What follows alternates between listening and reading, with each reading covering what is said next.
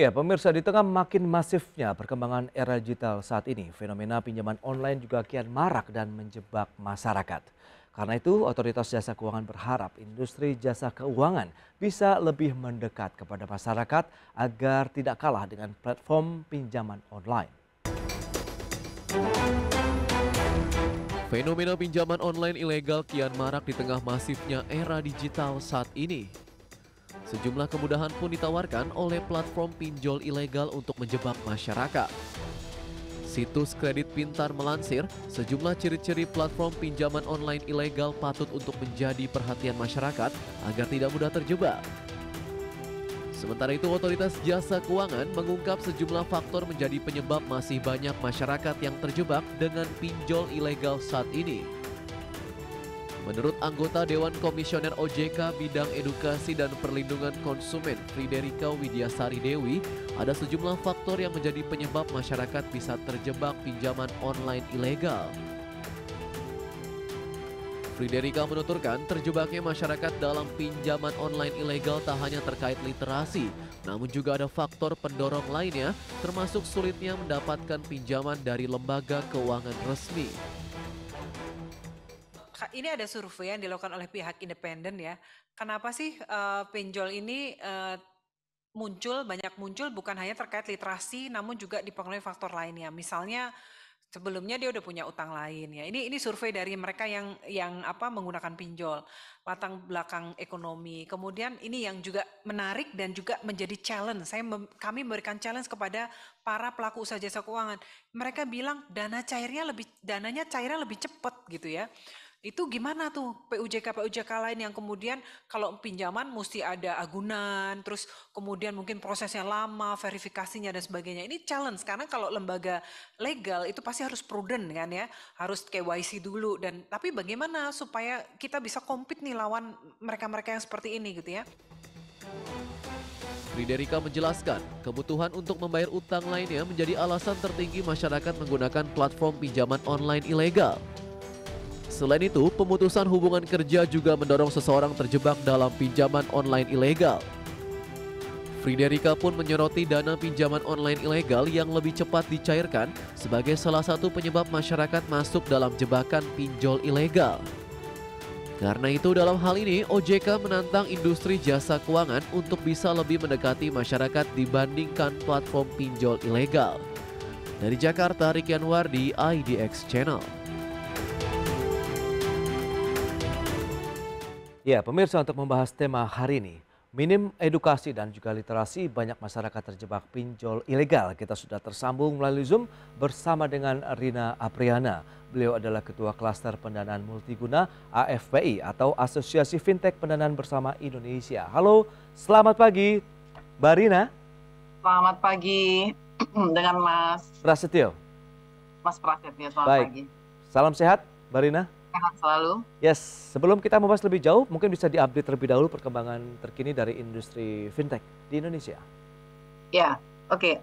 Ya, saya dari Asosiasi Fintech Pendanaan Bersama Indonesia ya, adalah fintech lending legal yang diawasi dan terlicense di OJK. Memang industri ini baru ya, mungkin kita bisa tenggarai bahwa mungkin sejak tahun 2017 sudah mulai ada datanya.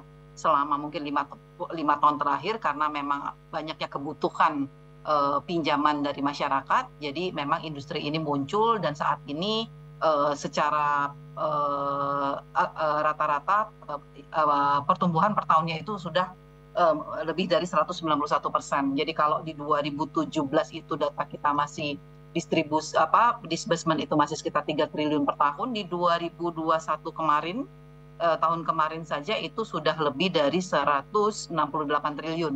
Dan di 2022 ini proyeksi estimasi sampai dengan akhir tahun itu sekitar 250 triliun. Kira-kira itu perkembangannya sampai dengan saat ini, Mas Prasetyo. Baik, tapi kira-kira yang mendorong dari pertumbuhan industri fintech lendingnya sendiri sampai saat ini apa? Apakah memang pandemi COVID-19 kemarin atau ada hal lain? Ya, sebetulnya kalau kita lihat kan memang industri ini muncul baru juga 2017-2018. Kalau kami lihat memang sekali lagi bahwa tidak akan ada supply kalau tidak ada demand ya. Jadi memang kita lihat demand apa namanya, masyarakat kita itu sangat besar. Nah, selama ini memang hanya terlayani oleh apa namanya, lembaga finansial yang ada, misalnya multi-finance atau bank. Nah, saat itulah fintech lending, peer-to-peer lending ini muncul, menambah alternatif atau layanan keuangan bagi masyarakat. Nah, sehingga tadi yang ada demand-nya itu laten, kemudian muncul menjadi kebutuhan dan akhirnya menjadi disburse di fintech lending. Kira-kira seperti itu. Oke, tapi kalau kita bicara mengenai sektor usaha begitu di tanah air yang cukup beragam, ini sektor-sektor mana saja sih yang menjadi penopang dari kinerja dan juga pertumbuhan fintech lending sejauh ini, Mbak Rina? Ya, kalau kami lihat dari total member kami saat ini ya, ada sekitar 102 yang terlicense di OJK ya, yang resmi dan di OJK. Itu memang ada beberapa sektor. Yang pertama ada produktif tentu saja, kemudian ada multiguna dan ada syariah. Jadi ada konvensional, ada syariah. Kita lihat memang antara multiguna dan produktif itu menyumbang 50-50 dari 50% dari pertumbuhan ini. Jadi kita bisa bilang bahwa support atau disbursement fintech lending di sektor UMKM itu juga cukup signifikan. Lebih dari 50% adalah mendorong ke arah UMKM. Mas Prasetyo. Baik, ada 102 ini dari fintech lending yang resmi ya, terdaftar di Otoritas Jasa Keuangan. Dan lisensi di OJK. Oke, dan ini juga terdiri dari konvensional dan juga yang syariah. Syariah, ya. Baik, kalau kita bicara mengenai pinjol ilegal ini yang juga masih marak hingga saat ini begitu. Apa sih yang mungkin teman-teman AFPI lihat dan rasakan begitu? Apakah benar ini menjadi tantangan bagi pinjaman online yang legal yang terdaftar OJK sendiri?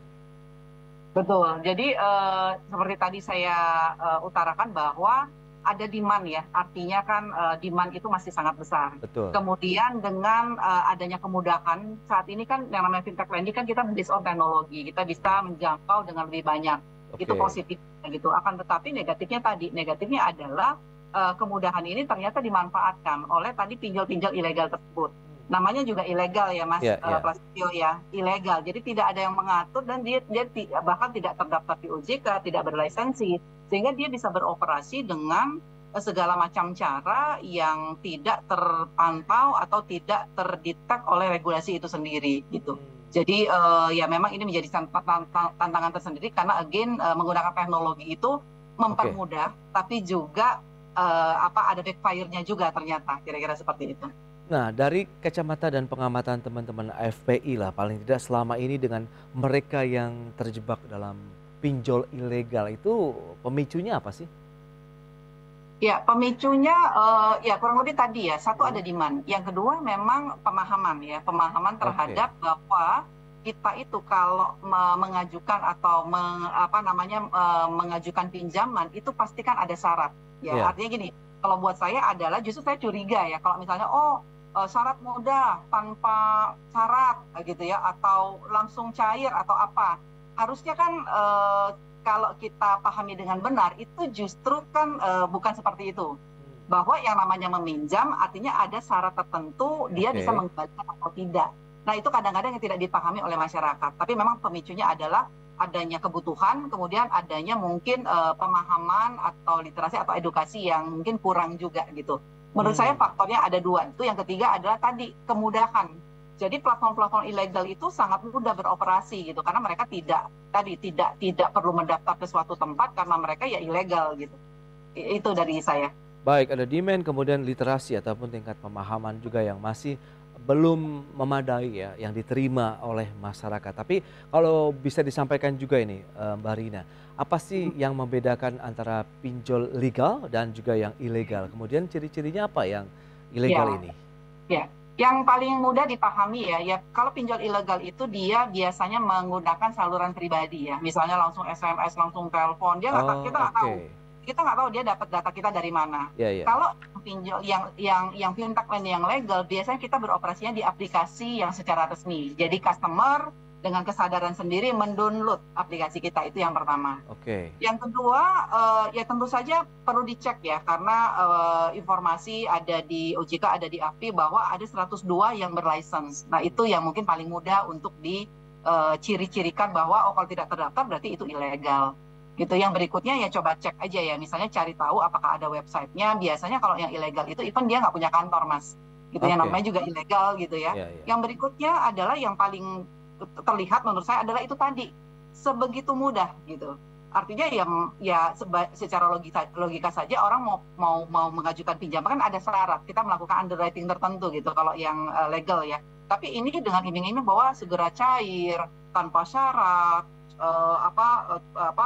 pinjaman tinggi dan seterusnya, itu justru ciri-ciri bahwa berarti dia tidak melakukan sesuatu. Nah, tapi akibatnya di belakangnya adalah dia menekan pada saat melakukan penagihan. Kira-kira itu Iya, yang iya. ciri-ciri yang paling kasat mata ya menurut saya yang bisa diperhatikan oleh masyarakat Oke, kita. jadi yang perlu diperhatikan pemirsa dan juga masyarakat apabila menerima SMS begitu ya, penawaran Secara pinjaman langsung. online itu berarti ilegal. Bisa jadi itu salah satu ciri yang ilegal kalau customer belum pernah pinjam sebelumnya. Gitu, artinya kan gini loh, dia Oke, dapat oke. nomor kita dari mana ya? Tapi kalau kita sudah pernah pinjam ke yang legal, kemudian dikontak gitu, artinya dia bisa jadi dia adalah repeat customer gitu ya. Oke, oke. Nah, lantas kalau kita lihat dari sisi ini adalah mereka yang berkepentingan begitu, para pemangku kepentingan entah itu otoritas jasa keuangan ataupun lembaga keuangan lainnya, bagaimana peran mereka untuk meningkatkan literasi, inklusi, pemahaman masyarakat ya terkait dengan pinjol yang ilegal ini kita bahas nanti di segmen berikutnya. Mbak Rina, kita akan jeda dulu. Berikut ini kami sampaikan kembali infografik terkait dengan penyaluran pinjaman online di tahun 2022 ini. Data dari Januari sampai dengan September. Kita lihat tertinggi itu di bulan Maret 2022 tercatat sekitar 23,07 triliun rupiah. Ini data dari Otoritas Jasa Keuangan. Kemudian kita lihat trennya memang cenderung stagnan tapi ada peluang mengalami kenaikan ya. Dari Agustus 19,21 triliun, kemudian September 19,49 triliun rupiah. Selanjutnya, ini profesi masyarakat yang terjebak dalam pinjol ilegal di tahun 2021 ya. Ini data tahun lalu dari No Limit Indonesia, ini diolah Otoritas Jasa Keuangan. Yang pertama ada guru justru ya, kita lihat sekitar 42%, kemudian korban PHK 21%, ibu rumah tangga 18%, kemudian menyusul karyawan 9%, pedagang, pelajar, kemudian pangkas rambut dan ojek online. Ini dia profesi masyarakat yang terjebak pinjol ilegal tahun 2021. Berikutnya, penyebab masyarakat ini yang terjebak pinjol ilegal ini juga di tahun 2021. Data juga masih dari No Limit Indonesia. Yang pertama adalah untuk membayar utang lain. Ini ada sekitar 1.433 kasus. Kemudian mereka yang berada di ekonomi menengah ke bawah 542 kasus. Dana cair yang lebih cepat ini juga menjadi salah satu alasan, 499 kasus. Memenuhi gaya hidup 365 kasus, dan yang menarik adalah kebutuhan mendesak justru berada di peringkat paling bawah 297 kasus. Jadi ini yang perlu kita cermati nanti. Kemudian jumlah platform pinjol ilegal yang diblokir oleh Otoritas Jasa Keuangan.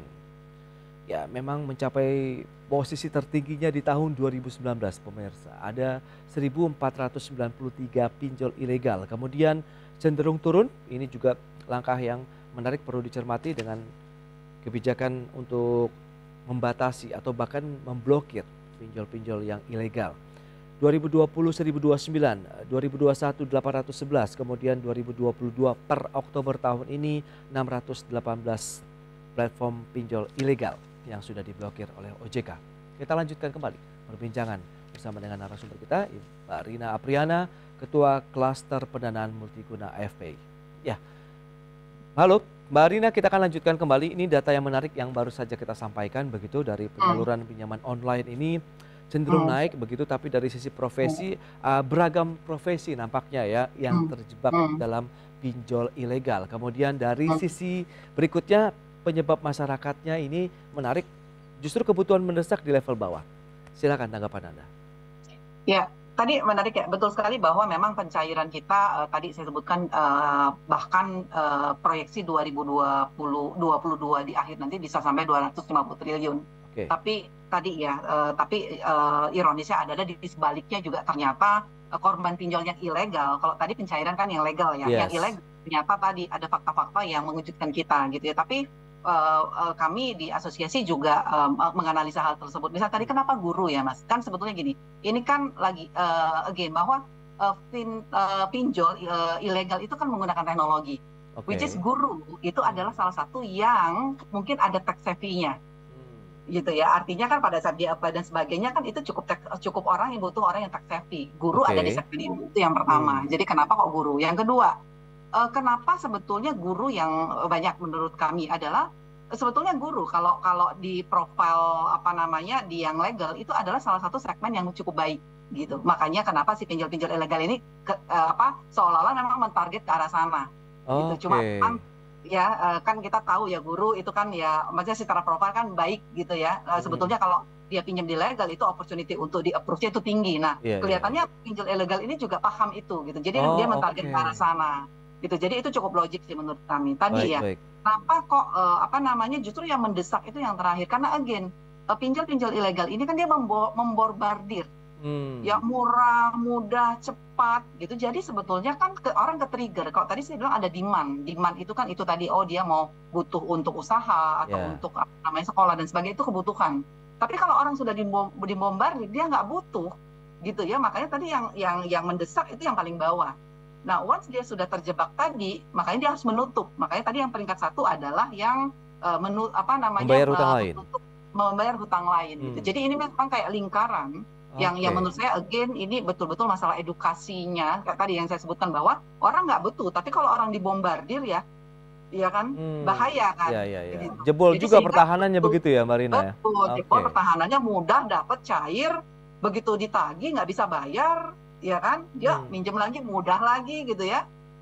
Makanya kan kita lihat ada yang punya 15, 20 gitu itu sih sebetulnya. Jadi kalau kembali ke fakta-fakta ini ya menurut saya memang ya tugas kita bersama untuk terus-menerus yang seperti ini ya. Salah satunya yang kita lakukan di asosiasi adalah kita selalu open untuk bekerja sama dengan pihak manapun untuk melakukan literasi terhadap hal-hal seperti ini. Berarti bahaya sekali ya penetrasi serangan yang dilakukan oleh pinjol ilegal ini begitu ya. Tadi juga lihat ya begitu. ada data bahwa sudah ditutup kemudian muncul lagi. Ya again karena ini terkait dengan teknologi kan terkait dengan kemudahan dan mereka sekali lagi tidak ada yang mengawasi, mereka bisa muncul dengan rupa yang berbeda. Misalnya di sini mereka muncul lagi dengan rupa yang berbeda lagi gitu. Lantas bagaimana strategi AFPI sendiri nih untuk bisa membentengi masyarakat kita agar mereka tidak terjebak dalam pinjol ilegal?